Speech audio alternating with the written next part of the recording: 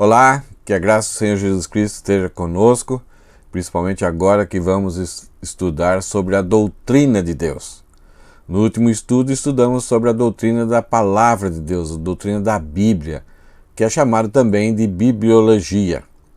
Nós estudamos que toda a Escritura é inspirada por Deus, ela não tem erro nos originais, Deus moveu os homens respeitando as suas faculdades mentais, sua cultura, sua pessoalidade, e os textos bíblicos originais é que foram então soprados por Deus, inspirados por Deus. Neles não há nenhum erro, então as Escrituras elas são verazes, ela é infalível, ela é inerrante e ela tem autoridade para definir para nós o conjunto de verdades sobre a nossa fé e o padrão do nosso viver.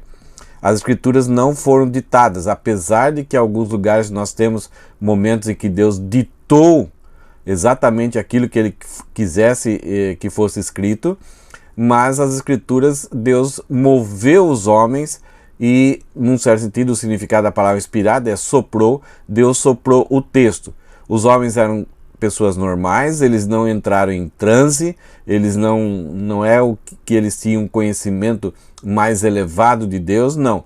Tudo que foi registrado era exatamente aquilo que Deus queria que fosse registrado na palavra de Deus, nas Escrituras. Hoje vamos estudar então a segunda verdade bíblica a respeito da doutrina de Deus. É a primeira parte. Essa doutrina é chamada também de teologia própria. Se nós tivermos um conceito correto a respeito de Deus, nós vamos ter vida. Se esse conceito for errado, for deturpado, ou se dissermos que não há Deus, nós não teremos vida. Nós vamos aprender que um dos atributos de Deus é Ele ser vida. Para conhecermos a Deus, nós precisamos então conhecermos as suas qualidades, que chamamos de atributos. Quais são os atributos de Deus? Então são todas as qualidades divinas, elas são a expressão da mais pura perfeição. Então todas as qualidades que nós vamos encontrar a respeito de Deus, elas são a mais pura perfeição. Deus não pode ser definido por uma palavra ou por uma frase. A infinitude dele impossibilita isso. É necessário então que nós tentemos, mesmo que de uma forma limitada, descrever as qualidades de Deus através dos atributos. Então, ao estudar as Escrituras por aquilo que Deus revelou e por aquilo que nós conhecemos através da ação, através das palavras do próprio Deus, nós vamos então ver quais são essas qualidades de Deus que se harmonizam e são então registradas para nós conhecermos a pessoa de Deus. Essa descrição que nós vamos chegar através das Escrituras, dos atributos de Deus, ela é limitada, pois Deus é incompreensível a nós que somos limitados e, além disso, estamos com deficiências, estamos num estado em que o pecado prejudicou muito isso. Essa compreensão é limitada, ela é incompreensível a nós, e porque o descrevemos com base apenas no que ele nos revelou a seu respeito. Então, aquilo que nós podemos conhecer de Deus está revelado de forma proposital pelo próprio Deus. Então, não é que uma pessoa penetrou uma dimensão, um lugar, que ele pode então trazer para nós o que Deus é. Isso seria a função de um guru. Mas não, por causa da limitação humana, por causa daquilo que nós não conseguimos conhecer a Deus pelos nossos próprios esforços, pelo nosso próprio conhecimento, Deus vem e se revela. E é aquilo que Ele se revelou nas Escrituras que estudamos no último estudo. Essas descrições, tais descrições, apontam igualmente para o Pai, o Filho e o Espírito Santo.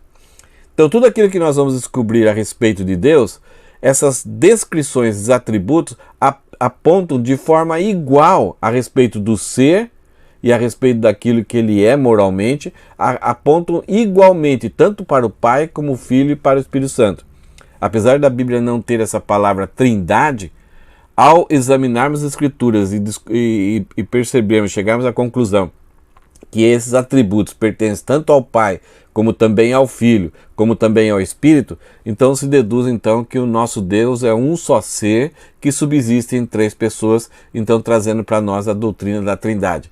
Mais para frente nós vamos estudar a respeito de como isso é revelado nas Escrituras.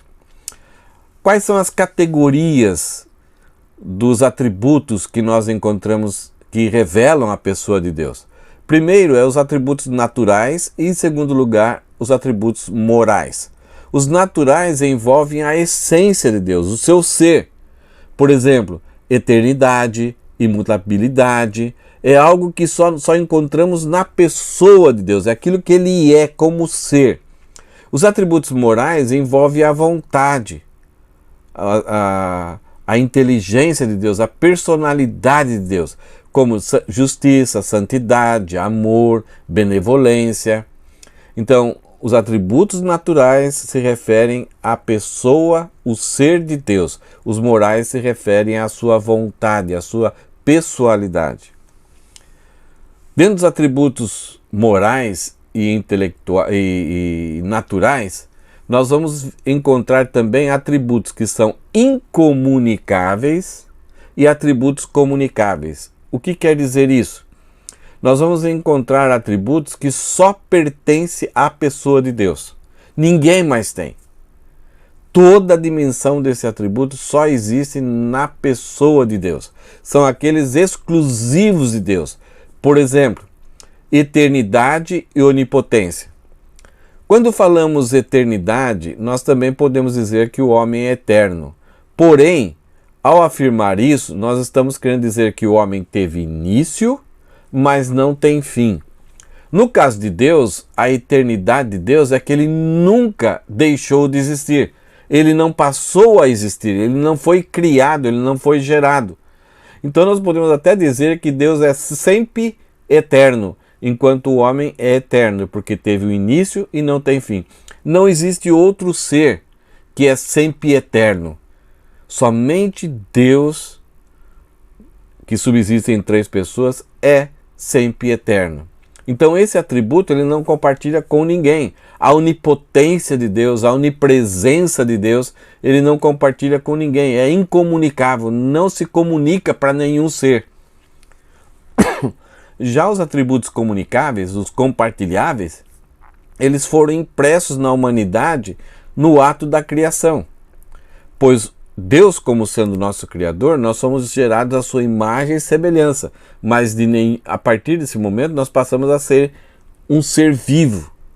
E Deus, ao nos gerar por sermos objetos da criação de Deus, Ele imprimiu em nós vários atributos. Por exemplo, inteligência, vontade, moralidade.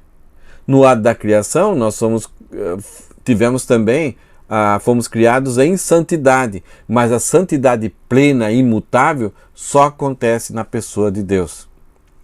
Então, amor, bondade, são atributos que são plenos na pessoa de Deus, mas Deus compartilhou conosco, nós tivemos esse mesmo atributo. Claro que ao pecar, esses atributos foram manchados, foram prejudicados. E Deus aí, através de Jesus Cristo, está restaurando aquilo que nós fomos criados naquele momento da nossa criação. Primeiro atributo, então, que nós vamos falar é a respeito de vida. Deus é vida. Essa é uma afirmação. Deus é um ser vivo. Primeiro, Ele é um ser e Ele é vivo. Ele não é uma energia que é a natureza, que é o universo. Não, Deus é um ser vivo, é um ser.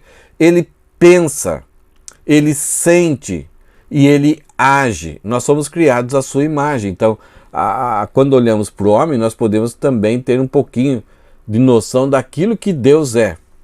A vida de Deus é infinita, ela não teve início e não tem fim. Ele jamais morrerá. Ele jamais deixará de existir. Então, essa é a primeira afirmação de um atributo a respeito de Deus? Ele é um ser vivo, ele pensa, sente e age, sua vida é infinita e ele jamais morrerá. Para essas verdades, nós vamos olhar alguns textos que Deus registrou na sua palavra. Por exemplo, lá em Jeremias, capítulo 10, versículo 10, Deus, usando o profeta, comunicou ao povo: mas o Senhor é o verdadeiro Deus. Ele é o Deus vivo e o Rei eterno. A terra treme diante do seu furor e as nações não podem suportar a sua indignação. Então aqui a respeito da existência, isto é, ele não foi criado, ele não passou a existir. Deus sempre existiu e ele é um ser vivo, que existe, que tem vida em si próprio. O próprio apóstolo Pedro, quando Jesus perguntou para ele quem ele achava o que os discípulos achavam a respeito do próprio Jesus, Pedro respondeu a Jesus dizendo: o Senhor é o Cristo, o Filho do Deus vivo. Não é um Deus que foi criado na mente de pessoas, não é um Deus que viveu no passado e agora nós cultuamos os seus feitos do passado, relembramos e seguimos os bons valores, as boas virtudes daquele Deus do passado. Não, Deus está vivo. Outros versículos também falam que o próprio Jesus, a respeito dele, antes que Abraão existisse, eu sou. Então é o eterno eu sou, é o eterno Deus vivo. Então em Mateus capítulo 16, versículo 16, Pedro responde isso afirmando que Deus é o Deus vivo. Olha só que João capítulo 5, versículo 26 nos diz também: porque assim como o Pai tem vida em si mesmo, ele não recebeu essa vida de nenhum outro lugar, ele não passou a ter vida, mas ele tem vida em si mesmo, a sua existência é em si mesmo. Também concedeu ao Filho ter vida em si mesmo. Da mesma forma, o Filho, que é a segunda pessoa da Trindade, tem vida em si mesmo. Ele não foi criado. Ele se encarnou, mas ele mesmo vai afirmar várias vezes: antes que Abraão existisse, eu sou. Ele sempre teve, antes da encarnação, ele teve uma glória juntamente com o Pai. Então, ele tinha sempre, não passou a ter.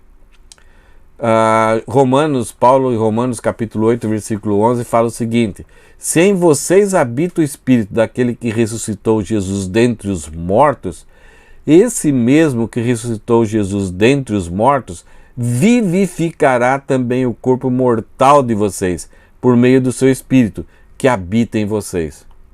Somente alguém que tem vida e vida constante e é sempre vivo pode conceder vida, pode transmitir vida. Nenhum outro ser é capaz disso. 1 Tessalonicenses capítulo 1, versículo 9, Paulo afirma: porque no que se refere a nós, as pessoas desses lugares falam sobre como foi a nossa chegada no meio de vocês e como, deixando os ídolos, vocês se converteram a Deus para servir o Deus vivo e verdadeiro. Quando Paulo está escrevendo uma carta a respeito das últimas coisas para a igreja de Tessalonicense, ele elogia essa igreja, dizendo que essa igreja, quando ouviu a mensagem de Paulo, eles abandonaram os ídolos, isto é, deuses que não existem, imaginações, bolhas de sabão. Não há nenhum outro Deus vivo como o nosso Deus. Então Paulo está elogiando eles porque eles deixaram os ídolos e se converteram a Deus para servir o Deus vivo e verdadeiro. Paulo, ao mesmo tempo, está elogiando essa igreja, mas está ofendendo toda e qualquer pessoa que não crê nesse Deus. Dizendo que aquilo que qualquer pessoa que não crê no Deus Pai de nosso Senhor Jesus Cristo, crê em fantasia, em criações da mente humana, em bolha de sabão. É uma ofensa que Paulo está dando aqui. Por isso que muitas pessoas perseguiram e não gostam do cristianismo, porque o cristianismo aponta que existe somente um Deus. Essa é a verdade do cristianismo, porque o nosso Deus é o único Deus vivo e verdadeiro. qualquer imaginação, qualquer invenção, qualquer criação, qualquer religião que o homem inventar ou seguir, ele está seguindo uma mentira. Porque somente Deus é um Deus que sempre existiu, não foi criado, ele é verdadeiro e ele é o Deus vivo. Segundo, além nós encontrarmos o primeiro atributo que define Deus, que ele é um Deus que é vida, ele é um Deus vivo, nós vamos encontrar um outro atributo muito importante quando aprendemos a respeito de Deus, que é a sua infinitude. Ou podemos declarar que Deus é vida e Deus é infinito. O que quer dizer isso?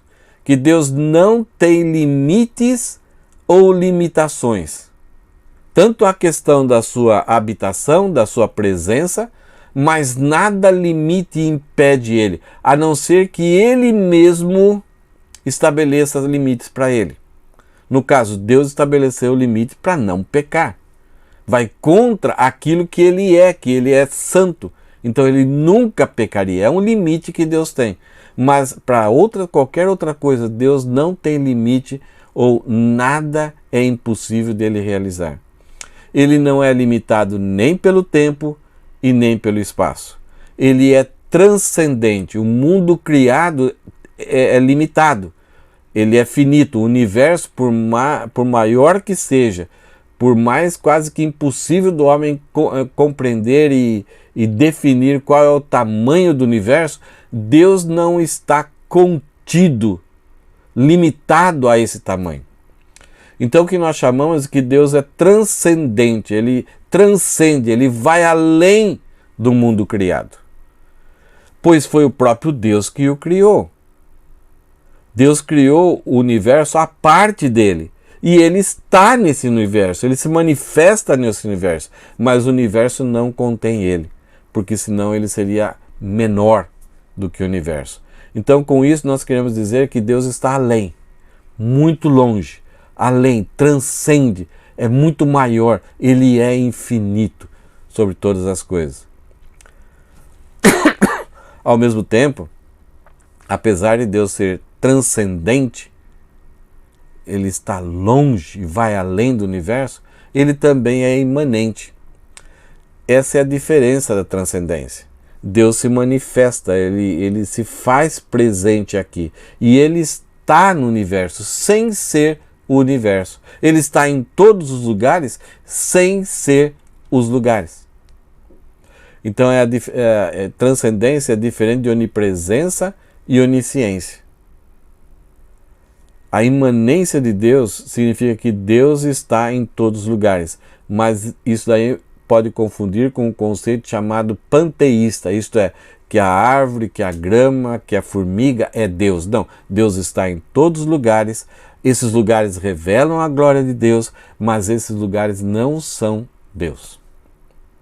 Ele está, mas não é essas coisas. E além do universo criado, Deus está além, por causa da sua infinitude. 1 Reis, capítulo 8, versículo 27, o autor diz o seguinte: mas será que de fato Deus poderia habitar na terra? Eis que os céus e até os céus dos céus não te podem conter, pois Deus é infinito, muito menos esse templo que eu edifiquei. Salomão está trazendo uma consciência muito importante para o povo. Ele recebeu a ordem de Deus para edificar o templo, para que ali em Jerusalém tivesse um templo onde fosse proclamada a palavra de Deus e onde acontecesse os cultos. Era um lugar sagrado, um lugar que foi consagrado por Salomão, onde pessoas ordenadas e consagradas e os rituais eram estabelecidos por Deus para lembrar o homem que ele era pecador e somente através do sacrifício da morte de um inocente, Deus poderia aceitar o homem, apontando então para Jesus. E quando Salomão edificou esse templo conforme as dimensões que Deus estabeleceu, a glória do Senhor veio e habitou aquele lugar. Mas Salomão, quando o povo viu aquilo e ia acontecer aquilo, o povo podia ter essa ideia que os outros povos também tinham, de que Cada povo tinha um lugar onde o Deus deles estava ali, a criação idólatra deles estava ali. E Salomão, preocupado com esse conceito que o povo também observava nas outras nações, tentou trazer para o povo, tentou corrigir o povo para que não pensasse dessa forma. Apesar daquele templo ter as dimensões que tinham, grande, majestoso, rico, quase 90 milhões de dólares custou para Salomão edificar aquele templo, o povo poderia chegar à ideia que Deus estava contido ali. Então eu me encontro com Deus, volto para casa e aí Deus está lá. Não tenho nada a ver com Deus, Deus não sabe nada do que está acontecendo comigo. E Salomão então traz para o povo entender. Aqui é o lugar da manifestação, é o lugar do encontro, é o lugar onde Deus fala, mas Deus não está contido nesse lugar. Porque nem os céus podem conter a infinitude de Deus. A coisa mais triste é que ao longo da história, o povo de Israel pensou exatamente assim, achando que Deus estava preso, trancado, e Deus estava limitado ao templo. Isso traz uma consciência para o homem muito perigosa, de que ele pode viver a parte de Deus, porque eu deixei Deus trancado. É interessante que no Novo Testamento, Jesus falou a respeito disso, e as pessoas queriam pegar em pedras para o apedrejar. Paulo falou que Deus não habita em santuário feitos por mãos humanas, é o texto que nós vamos ver daqui a pouco. E as pessoas queriam apedrejar Paulo, não aceitaram essa ideia. A mente humana não aceita a ideia de que Deus é infinito, Ele está além de todas as coisas.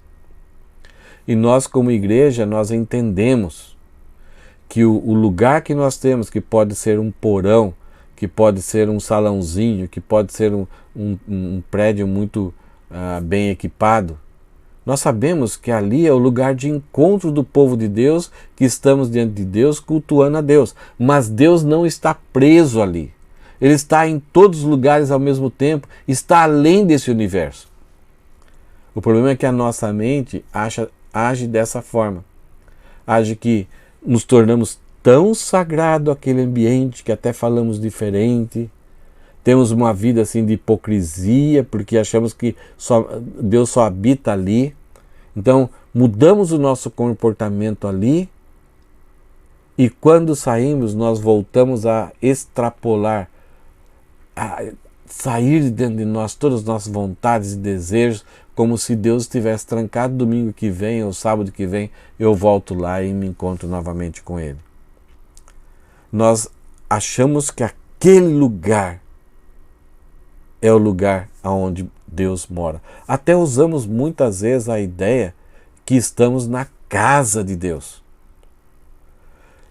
É uma tradição, é algo que ficou na nossa mente, mas nós temos dificuldade de divorciar dessa ideia. E algumas vezes a gente fala, olha, que bom que nós estamos na casa de Deus. Isso não é verdade. Aquele lugar ali é um lugar de encontro do povo de Deus, para cultuar a Deus, mas não é a casa de Deus. Deus não tem casa. O universo e os céus não são suficientes para conter a sua glória.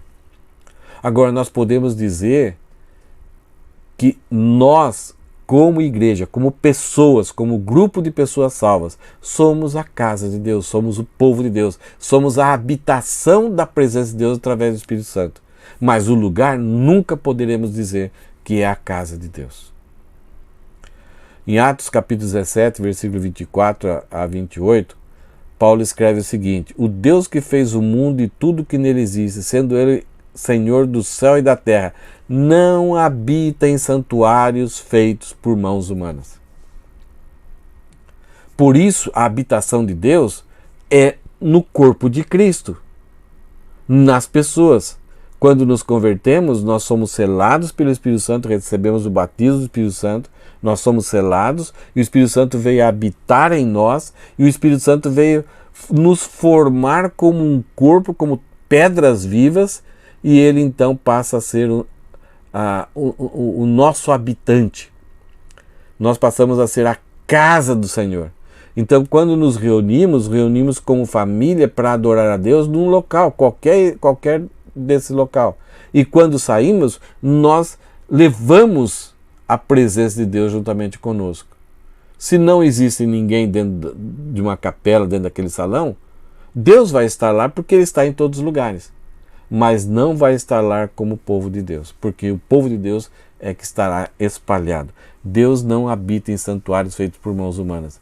Então nós devemos muitas vezes nos empenhar para ter um lugar, investir um dinheiro para um lugar confortável para a igreja se reunir, mas nunca pensando que esse lugar será para a habitação de Deus. Ele vai dormir, ele vai repousar, ele vai ficar ali 24 horas.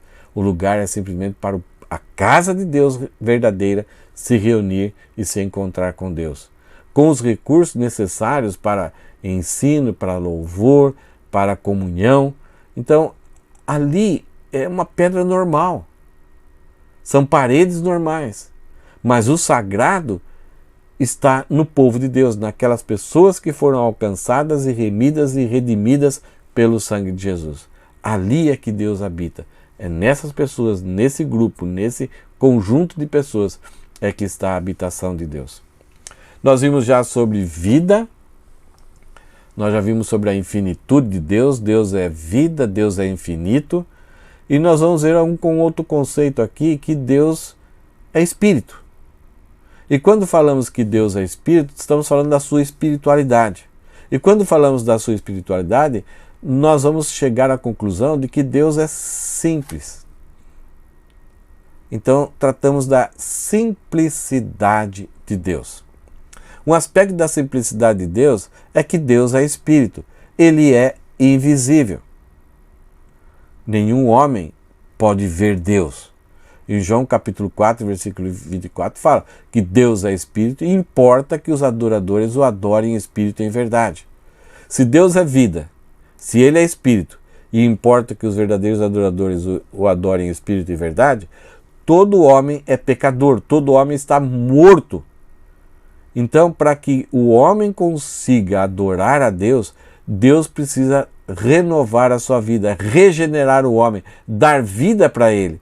E quando Deus dá vida, Ele também dá o seu Espírito Santo. E através dessa condição, o homem passa a ser habilitado para adorar a Deus. Qualquer pessoa que não foi regenerada, qualquer pessoa que não é salva, ela não tem o Espírito de Deus, ela não consegue adorar a Deus, ela não tem laços com Deus, ela não tem vida, ela está morto em delitos e pecados. Em contraste, os seres humanos são tanto espírito quanto matéria. Enquanto Deus é espírito, Ele é simples, Ele somente é espírito, nós somos seres um pouco mais complicados. Nós somos holísticos, temos tanto a parte material como a parte imaterial. Nós somos corpo, matéria e espírito. Alguns usam a ideia de dicotomia e outros usam a ideia da tricotomia. Dicotomia é corpo, alma e espírito. Outros, tricotomia, dizem é corpo, alma e espírito. Mas o que importa é que o homem ele é um ser total. Ele tem, como ser total, completo, ele precisa da alma, da parte espiritual, da alma e espírito, e da parte material. Por isso, quando o homem morre, uma semente ali continua a viver. E Jesus Cristo virá e ressuscitará o seu corpo, tanto para incrédulos como para os fiéis a Deus, aqueles que são salvos. O homem não tem existência sem estar completo, apesar de que quando ele morre, ele entra num sono, ele dorme aguardando a ressurreição. Ele não deixa de existir, mas ele será sempre completo, com a alma, com a parte material e a parte imaterial. Na encarnação, porém, Jesus Cristo, o Deus Filho, a segunda pessoa da Trindade, se tornou carne, mas o Deus homem sempre foi espírito. Jesus Cristo não passou a existir, ele sempre foi espírito. E na encarnação, na contingência da encarnação, ele se fez Deus homem. E a partir daí ele sempre será Deus homem encarnado, glorificado. Deus sempre será Espírito e nos capacita a adorá-lo em Espírito, isto é, não de maneiras materiais. Nós somos material, parte matéria e parte espiritual. Como estamos adorando um Deus Espírito, há necessidade de a gente ter ligação com esse Deus em Espírito. Por isso que a nossa adoração ela passa a ter valor somente após a nossa regeneração. Porque aí nós passamos a ter ligação e adoramos a Deus em Espírito da forma com que Ele é. Além de Deus ser vida, Deus ser infinito e Deus ser Espírito, Deus tem personalidade. Há um conceito social, cultural, sobre Deus. Como se Deus fosse o universo, como se Deus fosse uma energia, uma força que controla o universo, como se Deus fosse um pensamento, ou como se Deus fosse algo que existe em cada um de nós. Então existem vários conceitos, mas o que nós aprendemos pela Bíblia, o que Deus revela para nós, o que Deus vem esclarecer, deixar bem claro para nós, é que Deus é pessoal, trazendo a ideia de que Deus tem uma personalidade, Ele é um ser. Isto é, Deus tem intelecto, Ele tem inteligência, Ele tem emoções e Ele tem vontade. Uma energia faz com que eu aprenda como controlar essa energia. Há um termo muito usado aqui no Oriente a respeito do karma. Apesar de pessoas muitas vezes são de um ramo cristão, mas usam muito essa expressão do karma. É como se o universo tem duas dimensões ou duas forças que se lutam, o bem e o mal, o yin e yang, e de acordo com o que eu mergulho nessas áreas, eu vou receber aquilo que essas áreas têm. Se eu faço o bem, vou receber o bem. Se eu faço o mal, vou receber o mal. Então as pessoas até falam muitas vezes, olha, essa pessoa está sofrendo por causa que é o karma dela. Ou quando alguém faz um mal para você, você fala, não, eu confio no karma. É como se fosse a lei do universo que governa o mundo. Uma lei de uma força impessoal que você não consegue se relacionar. E pessoas que acabam estudando, acabam pensando muito, filosofando, eles acabam até sendo influenciadores ou professores ou gurus de outras pessoas em como manipular essas forças, como fazer com que essas forças estejam a seu favor. Então você vai encontrar nos nossos dias, tanto em livros, mídias, pessoas dando dicas de como você pode enriquecer, como você pode atrair o amor de tal pessoa. É como se você tivesse segredos que pudesse infiltrar nessa dimensão dessa força espiritual e usar a seu benefício. É interessante que quando Deus, através de Moisés, deu as leis para o povo de Israel, a primeira coisa que Deus, um dos primeiros mandamentos que Deus falou para a nação de Israel é que eles não usassem o nome do Senhor em vão, não tomaram o nome do Senhor em vão. O que estava por trás disso? É que cada Deus, cada religião de cada povo da antiguidade e até hoje, existiam pessoas tipo sacerdotes ou pessoas gurus desses deuses que sabiam alguns segredos, algumas palavras que se pronunciasse poderia trazer maldição ou mal para outras pessoas ou trazer o bem para algumas pessoas ou para si próprio. E uma das coisas que mais se procurava saber é qual o nome correto da entidade espiritual. Então havia uma busca e uma cultura nesse sentido. E quando Deus vem se revelar a Moisés e fazer com que o seu povo seja santo, que o povo entendesse que Deus é um ser pessoal e se relacionaria com a nação de Israel, não é uma energia, não é uma força, Deus já sabia que a nação de Israel estaria inclinada para agir da mesma forma com que os outros povos. Ao saber o nome de Deus, o povo de Israel tentaria usar esse nome, a palavra, para criar as coisas, como se fosse um abracadabra. Palavras misteriosas, palavras poderosas. E aí o povo, a pessoa, sabendo desses segredos, ela dominaria isso. Por isso que os judeus têm muito respeito e nem pronunciam o nome principal de Deus, que poderia ser Yahweh, Yahvé. Eles não pronunciam. Ao escrever, eles têm muito respeito para não quebrar esse mandamento. E até no meio evangélico, nós também temos essa ideia de algumas pessoas. Se pronunciar o nome do Senhor com certa entonação, as coisas vão acontecer. Tem até um movimento nos Estados Unidos que até o fundador já mostrou que era só invenção dele, não era verdadeiro, mas é a ideia de a poder em suas palavras. Isto é, se você domina algumas palavras e você pronuncia ali com força, você pode tornar real coisas espirituais. Aqui mesmo na Coreia teve um grande movimento de uma certa igreja que o pastor ensinou muito sobre isso. Que nós podemos ficar grávidos de uma cadeira ao usar palavras poderosas. O único que pode fazer com que as suas palavras criem coisas é o próprio Deus. Então Deus é um Deus pessoal, não é uma energia, não é um objeto. Ele tem intelecto, ele tem inteligência, ele tem emoções, ele sente e ele tem vontade. O grande perigo aqui é quando pegamos essas palavras que são puras e santas na pessoa de Deus e misturamos, tentamos entendê-las de acordo com esses sentimentos, essas palavras, de acordo com o nosso estado de pecado. Algumas vezes fazemos confusão com isso.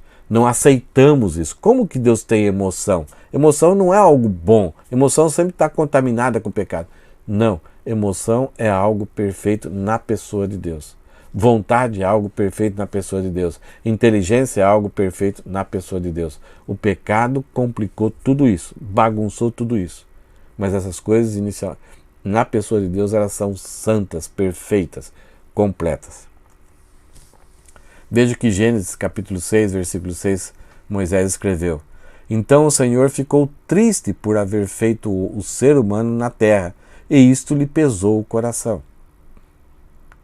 A ideia aqui é que Deus não estava pensando que fez uma grande besteira, mas aquela situação em que o homem se encontrou para usar uma antropatia, isto é, para entendermos como que Deus estava vivendo aquele momento com a nação de Israel, aquilo pesava o coração de Deus. Mas ao mesmo tempo, a gente tem que entender que tudo aquilo fazia parte do plano de Deus. Mas aquilo pesava o coração de Deus. Uma energia não fica triste, uma energia não tem sentimentos. Romanos 8, 28, Paulo escreve assim: Sabemos que todas as coisas cooperam para o bem daqueles que amam a Deus, daqueles que são chamados segundo o seu propósito. O que Paulo fala aqui é que aquelas pessoas que agradam a Deus são aquelas pessoas que andam de acordo com o que Deus estabeleceu, de acordo com o plano de Deus, de acordo com a direção que Deus em algum momento estabeleceu para se concretizar no futuro. Uma energia, uma força, ela não tem planos, ela age e reage. Mas aqui Paulo deixa bem claro, Deus tem um propósito. E ele observa esse propósito. E ele verifica quem está andando alinhado a esse propósito. E quem anda a esse propósito, Deus ama. Deus se torna favorável a essas pessoas. Então é um Deus que consegue reconhecer, ele é inteligente, ele tem emoções e tem vontade. A respeito da personalidade de Deus, Paulo escreve em Romanos 11 o seguinte texto: Ó profundidade da riqueza, tanto da sabedoria como do conhecimento de Deus. Uma energia não tem conhecimento, uma força espiritual não tem conhecimento. Mas Paulo fala assim, Deus, por ser um Deus pessoal, ter personalidade, ele tem conhecimento. E isso é infindável, é maravilhoso demais. Quão inexplicáveis são os seus juízos. Então Deus tem juízo. E são exatos. Não é uma força que recompensa o bem ou o mal. Não, Deus estabelece critérios bem específicos. E quão insondáveis são os seus caminhos.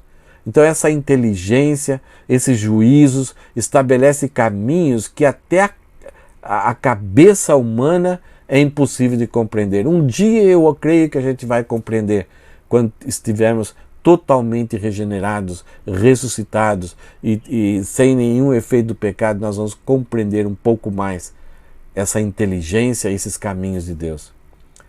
E Paulo fala, pois quem conheceu a mente do Senhor, isto é, Deus tem mente. E quando pensamos em mente, pensamos numa área que pensa, que planeja, que faz avaliação, que coordena. Ou quem foi o seu conselheiro? Ou quem primeiro deu alguma coisa a Deus para que isso lhe seja restituído? Porque dele, e por meio dele, e para ele são todas as coisas.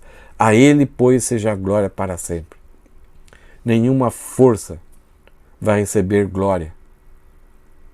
Porque força não tem decisão, não tem caminho, não tem planejamento, não se revela. Ela existe. Então, o absurdo da mente humana em inventar coisas inúteis e desprezar a pessoa de Deus. Efésios capítulo 1 também fala o seguinte, Paulo escreve, nele, em Jesus Cristo, temos a redenção, pelo seu sangue, a remissão dos pecados, segundo a riqueza da sua graça, que Deus derramou abundantemente sobre nós em toda sabedoria e entendimento. Então, em Cristo nós temos a redenção e Deus derramou a sua graça sobre nós com toda sabedoria e entendimento. Então, por causa disso, na nossa conversão, os nossos olhos são abertos e começamos a entender quem realmente Deus é. Ele, Deus, nos revelou o mistério da sua vontade. Então, no processo de regeneração, os nossos olhos foram abertos e Deus abriu os nossos olhos para entendermos a revelação da vontade dele. Algo que já estava estabelecido, algo completo, algo perfeito, para todos nós, não somente para um de um jeito, para outro de outro jeito. Deus é um Deus para todo o seu povo, segundo o seu propósito. Então, a vontade e o propósito que ele apresentou em Cristo. Algo perfeito, completo, proposital. Não há alguma coisa, eu sinto isso, sinto aquilo, sinto... Não. Isso é que Paulo fala que é como se o homem, no seu estado de pecado, é como se estivesse tateando no escuro. Mas Deus, ele revela, ele abre, ele ilumina. E aí cada um de nós conhece a mesma vontade. Isso é algo maravilhoso. Todo aquele que segue a Deus, que ama a Deus, que foi regenerado, conhece a Deus da mesma forma, um mesmo Deus. Hoje nós vimos então as verdades bíblicas a respeito da doutrina de Deus. Por enquanto nós vimos que Deus é vida.